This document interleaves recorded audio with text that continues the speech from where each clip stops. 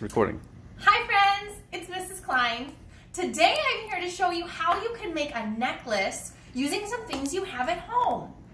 So first you're going to need to get a piece of string or yarn. If you don't have any of that at home, you can try using some Christmas ribbon or even a pipe cleaner. I've got a pipe cleaner right here. So all those things will work. Then if you're going to find the food that has a hole in it, we had Fruit Loops in our house, but if you don't have those, you could use some beads or even some noodles, anything that has a hole in it. And then all you have to do is start putting it on.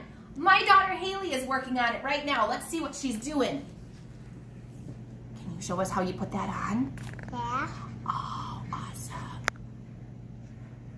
Once you get a couple on, you can count them with your grown-up. Let's count and see how many we've done. Are you ready? 1, 2, 3, 4,